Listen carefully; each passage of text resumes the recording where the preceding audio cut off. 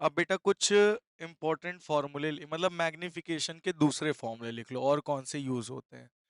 Other फॉर्मूले for magnification.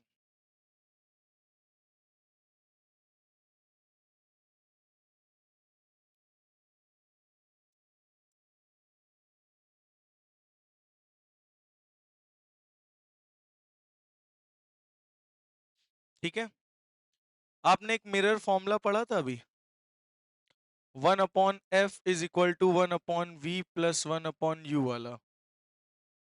क्यों पढ़ा था ना? ठीक है, अगर हम इस पूरे को v से मल्टीप्लाई कर दें दोनों तरफ, multiplying by v both side, तो अगर हम बोथ साइड v को मल्टीप्लाई करेंगे ऑन बोथ साइड, ठीक है, दोनों तरफ, तो ये क्या हो जाएगा, v/f हो जाएगा, ये v/v हो जाएगा, +1/u हो जाएगा, v/u होगा, v से v क्या बचा, v/f = 1 + v/u। बोलो सही है?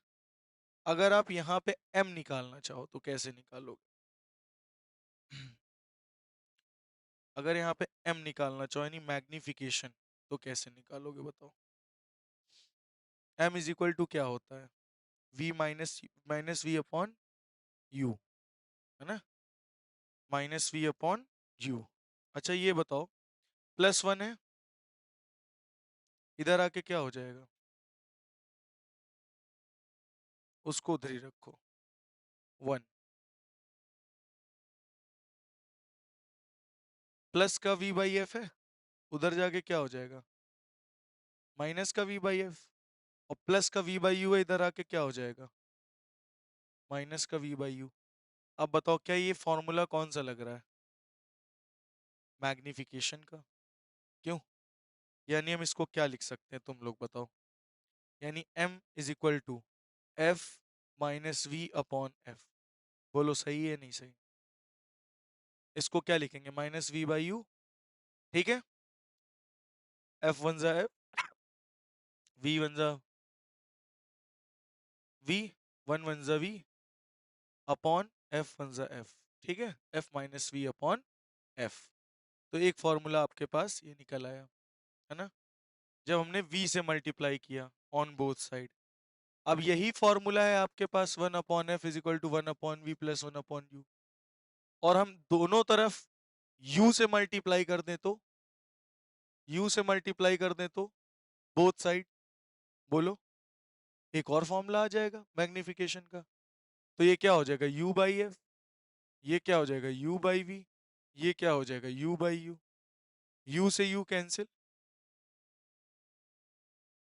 यानी u/f प्लस का 1 इधर आ जाएगा, माइनस का 1, नहीं उसको इधर मत भेजो, हमको -v/u बनाना है ना, तो इसको इधर भेजो, तो ये -u/v हो जाएगा, ये उधर जाके ये प्लस का 1 बचा ही है ना, ये उधर जाके क्या हो जाएगा, -u/f।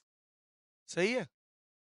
अगर इसको सॉल्व करोगे तो f-u/f आएगा, -u/v = लेकिन हमको ये सही नहीं लग रहा, फॉर्मूला क्या होता है मैग्निफिकेशन का, -v/u, दोनों तरफ रेसिप्रोकल कर दो, तो -v/u = f/f-f, तो यानी इसको क्या लिख सकते हो, -v/u को m, यानी m क्या आ गया, f/f-u। तो ये फॉर्मूला आ गया फोकल लेंथ और ऑब्जेक्ट के टर्म में, और ये फॉर्मूला आ गया फोकल लेंथ और डिस्टेंस ऑफ इमेज के टर्म में, अनदर फॉर्मूले ऑफ मैग्निफिकेशन। बोलो समझ में आ गया? नोट कर लो।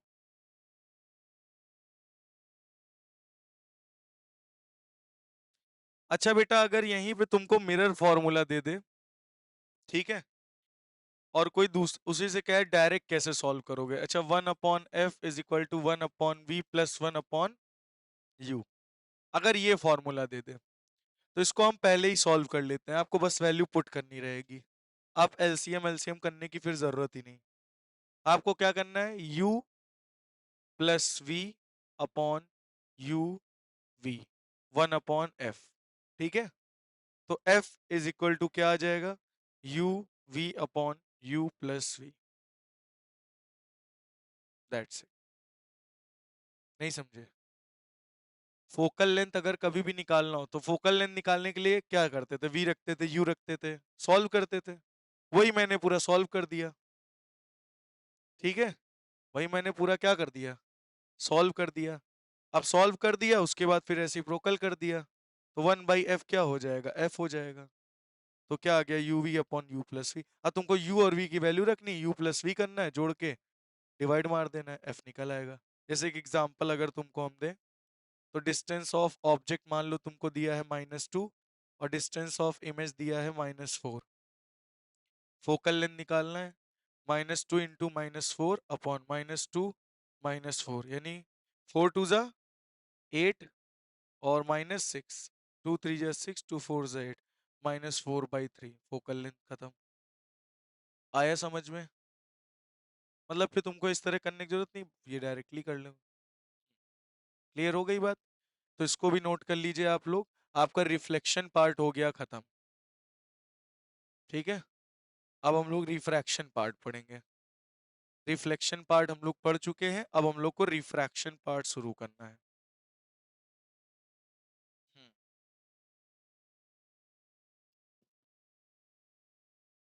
एक न्यूमेरिकल कर लेते हैं इसमें। चलिए लिखिए,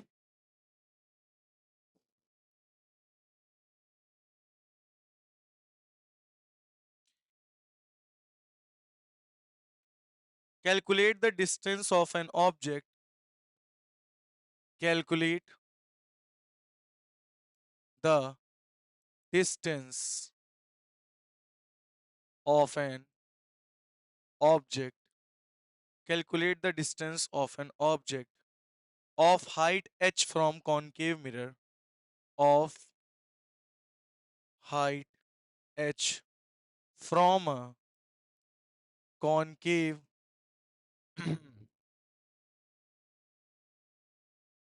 concave mirror। ठीक है, of focal length 10 centimeter,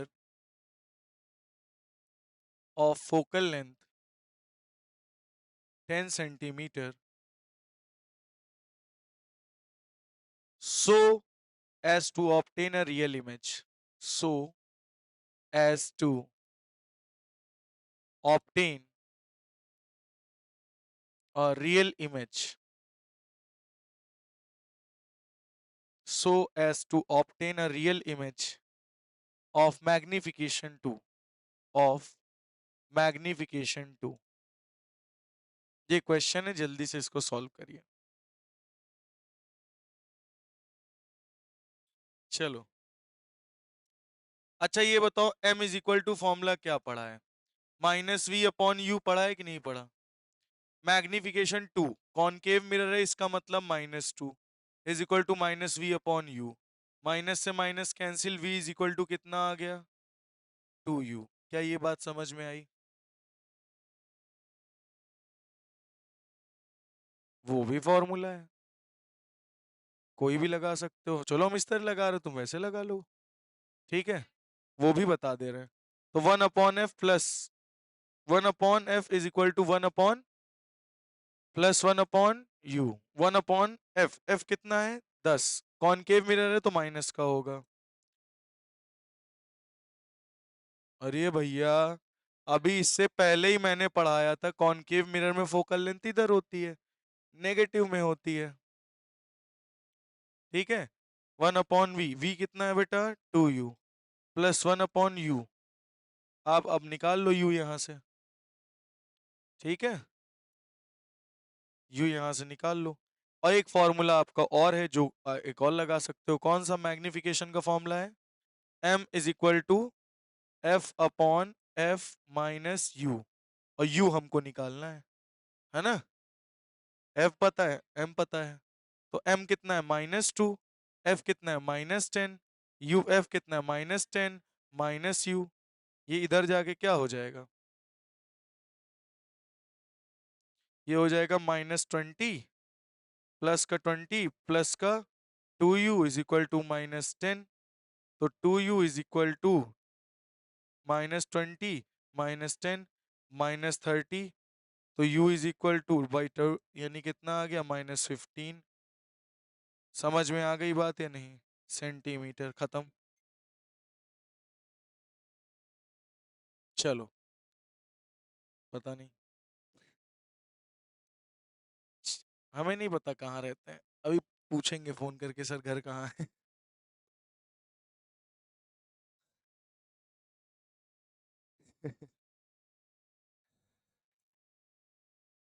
अब हम लोग पढ़ने जा रहे हैं रिफ्रैक्शन ऑफ लाइट। क्या पढ़ेंगे बेटा?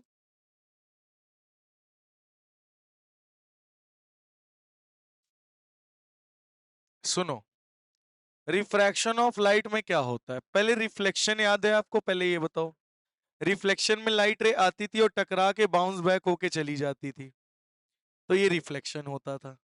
लेकिन अगर लाइट रे आए और ये नॉर्मल बनता था, लाइट रे आए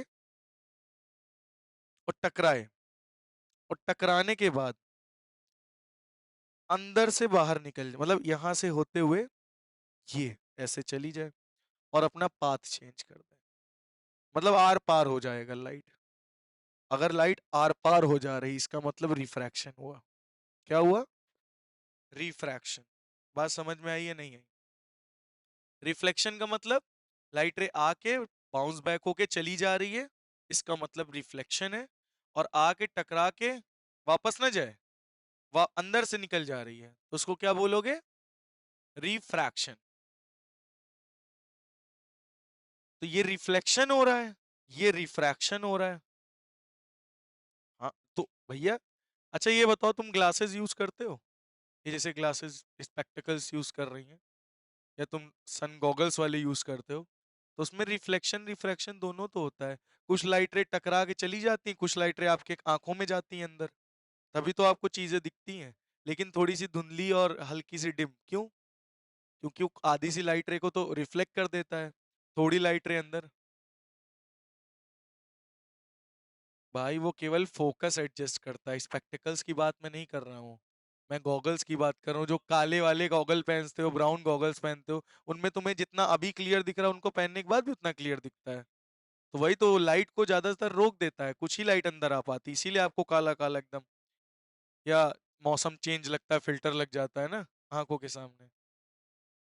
तो वही चीज है। तो ये रिफ्रैक्शन भी होता है, रिफ्लेक्शन भी, दोनों फेनोमेना हो रहे हैं। समझे? जैसे कि तुमने देखा होगा, कहाँ देखा होगा, बार्बर शॉप गए हो कि नहीं गए हो? बार्बर की शॉप पे, सैलून गए हो ना, तो वहां बैठ के जब कटवाते हो बाल, तो सामने एक मिरर लगा रहता है, एक पीछे मिरर लगा रहता है, तो उसमें क्या दिखता है? रिफ्लेक्शन। मिरर में केवल रिफ्लेक्शन हो रहा है, रिफ्रैक्शन नहीं हो रहा है, उसमें आर पार नहीं जाता, वो रिफ्लेक्शन हो रहा है। लेकिन सन ग्लासेस में, स्पेक्टिकल्स में, अब जैसे ये पैट के चश्मा पहनी है, तो ये जो लाइट है ना, इनके चश्मे से पड़ के वो लाइट इनके चश्मे में चमक रही है, मतलब वो रिफ्लेक्शन हो रहा है, इसीलिए इनका चश्मा चमक रहा है। समझ में आई बात? तो कहीं कहीं पर कुछ ऐसे फिनोमेना होता है जहाँ रिफ्लेक्शन भी हो रहा होता है, रिफ्रैक्शन भी हो रहा होता है। समझे?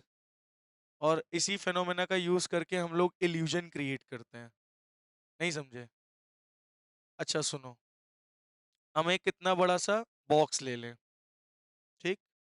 इसमें अंदर ही हम एक प्लेन मिरर रख दें, जो हम लोग देखते हैं, शीशा, और इसके ऊपर एक वो लगा दें, फंटी। फंटी जानते हो ना? छोटी पतली वाली, ठीक है? अब इसमें हम लोग लाइट लगा देंगे। क्या लगा देंगे? लाइट। और इसको बैटरी से कनेक्ट कर देंगे, और इसके ऊपर रख देंगे एक ब्लैक मिरर। ब्लैक मतलब समझते हो? हल्का हल्का जो आर पार दिखता है, एक तरफ से दिखता है, एक तरफ से नहीं। अंधेरे में बाहर से दिखता है, ठंड, हाँ, ऐसे करके करियो तब इन्हों दिखा था।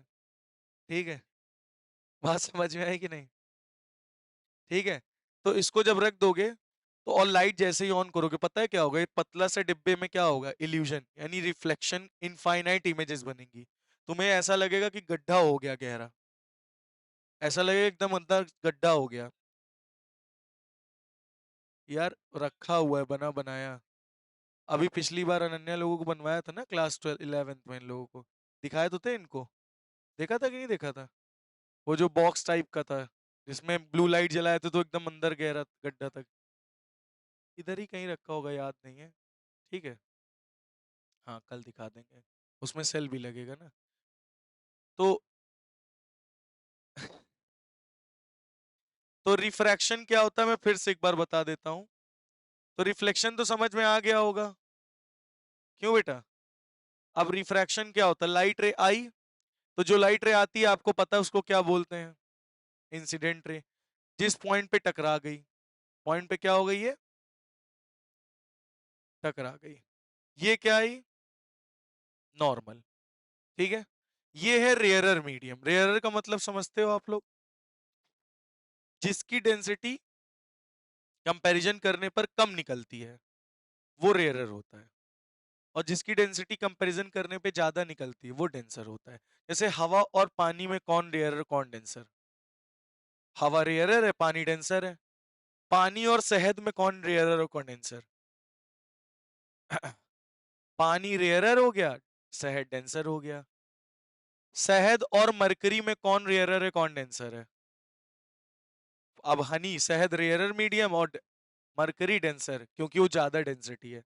अब समझ में आई बात? मतलब कहना है चाह रहे जिसकी डेंसिटी कम वो रेयरर कंपैरिजन करने के बाद, और जिसकी डेंसिटी ज्यादा वो डेंसर। तो लाइट जब भी किसी एक मीडियम से दूसरे मीडियम में एंटर करती है तो लाइट की स्पीड भी कम होती है और लाइट अपना पाथ भी चेंज कर देती है। कहीं जैसे तुम वाटर पार्क गए होगे, तो जैसे बाहर वहाँ स्विमिंग पूल में तो हम लोग देखते नहीं, स्विमिंग पूल है तो दौड़ के जाते हैं उसकी तरफ अंदर पानी में। तो जब तुम जमीन पे दौड़ रहे होते हो तेजी से तब तो तुम्हारी रफ्तार तेज होती है और तुम स्ट्रेट दौड़ते हो। लेकिन जैसे ही पानी में एंटर करते हो और पानी उठा के जब पैर भागते हो तो तुम्हारी स्पीड भी कम हो जाती है और तुम्हारा जो स्ट्रेट पाथ होता है वो भी चेंज हो जाता है। रुक भी जाते हो, थक भी जाते हो, पानी क्योंकि रोक रहा है तुम्हें। तो सेम इसी तरीके से लाइट की बात, लाइट भी क्या करता है? लाइट की भी अब रिफ्रैक्शन में यही बताया गया, लाइट क्या है? लाइट की स्पीड क्या हो जाती? कम हो जाती है जब रेयरर मीडियम से डेंसर मीडियम में जाती है। समझ में आई बात? तो रेयरर से डेंसर में जाएगी, मान लो हवा है, तो हवा में लाइट की स्पीड क्या होती है? हवा या वैक्यूम? हाँ, 3 × 10⁸ और एग्जैक्ट वैल्यू क्या होती है? 299,792,458 ठीक है। अब यही अगर वाटर में जाएगी तो रेयरर से कभी भी, एक बात दिमाग में आप बैठा लेना, लाइट कभी भी रेयरर से डेंसर जाएगी तो light towards the normal bend होगी। लाइट डेंसर से रेयरर आएगी तो अवे द नॉर्मल बेंड होगी। अगर रेयरर से डेंसर तो नॉर्मल की तरफ बेंड होनी है, ये दिमाग में याद कर लो। और अगर डेंसर से रेयरर तो लाइट नॉर्मल से दूर की तरफ बेंड होगी। तो ये लाइट किधर बेंड होनी चाहिए आप लोग बताओ? अब ये नॉर्मल है, ये इंसिडेंट रे, इनके बीच में एंगल ऑफ इंसिडेंस आई हो गया। अब बेंड किधर होगी? रेयरर से डेंसर जा रही तो टूवर्ड्स द नॉर्मल। किधर बेंड होगी? तो ये नॉर्मल और ये रिफ्रैक्टेड रे, not reflected, it's a refracted. उसमें फ्लेक्टेड होता तो जो यहां से जाती थी, ये रिफ्रैक्टेड रे है। समझ गए ना? अच्छा, ये कौन सा एंगल? Angle are. अब आपको दिख रहा होगा एंगल आई जाता है, एंगल आर क्या है? कम है। बोलो ये बात समझ में आई या नहीं आई? अगर यहीं पे हम क्या बना लें, अब देखो ये लाइट जब यहां से बाहर निकलेगी तो ये डेंसर मीडियम, ये रेयरर मीडियम। अब क्या बनेगी यहाँ? नॉर्मल। ये एंगल ऑफ रिफ्रैक्शन। अब लाइट रे किधर बेंड होगी? टूवर्ड्स द नॉर्मल या अवे द नॉर्मल? डेंसर से रेयरर जा रही, अवे द नॉर्मल, लाइट ये निकल गई। क्या इतनी बात समझ में आई? ये एंगल ऑफ इमरजेंस होगा और ये रे को हम लोग कहते हैं इमरजेंट रे। कौन सी रे बेटा? Emergent ray. और ये कौन सा एंगल है? Angle of emergence. अच्छा, हमारे अकॉर्डिंग सोचना क्या था? ये लाइट हमने ऐसे फेंकी तो लाइट ऐसे सीधी निकल जानी चाहिए थी, ऐसे चली जानी चाहिए थी। लेकिन एक्चुअल में जब हमने एक्सपेरिमेंट किया तो मैंने क्या देखा? लाइट यहां से निकल रही, यहां से निकलने के बजाय। मतलब लाइट का पाथ क्या हो गया? शिफ्ट। तो लाइट का पाथ ये यहां से जाना चाहिए था, लाइट ऐसे चली गई, लेटरली शिफ्ट हो गई, ये लेटरली शिफ्ट हुआ है ना। तो लाइट क्या हो गई, लेटरली शिफ्ट हो गई। इसको क्या बोलोगे, लेटरल डिस्प्लेसमेंट। इसको क्या बोलोगे, लेटरल डिस्प्लेसमेंट हो गया लाइट का। बोलो बात समझ में आई। मतलब लाइट को एग्जैक्ट जाना यहां से चाहिए था, हमारा सोचना था ऐसा, लेकिन जब एक्सपेरिमेंट किया तो लाइट इधर से निकल गई। मतलब लाइट यहां से जानी थी, यहां से निकल गई, यानी लाइट का क्या हो गया, लेटरल डिस्प्लेसमेंट हो गया हमारे हिसाब से। क्या हो गया, लेटरल डिस्प्लेसमेंट हो गया। तो बात समझ में आ गई है, क्लियर हो गया। अब जैसे मैंने कहा ये N1 मीडियम है, ये N2 मीडियम है, और हमने कहा N1 मीडियम से N2 मीडियम में लाइट गई, तो हम क्या कहेंगे, 1 and 2। मतलब फर्स्ट मीडियम से लाइट कहाँ जा रही है, फर्स्ट मीडियम से लाइट कहाँ जा रही है, सेकंड मीडियम में। समझ में आ गई बात, क्लियर हो गया, कंफर्म। सेकंड मीडियम से फर्स्ट मीडियम में जा रही है, तो 2 and 1 लिखोगे। सेकंड मीडियम से लाइट कहाँ जा रही है, फर्स्ट मीडियम में।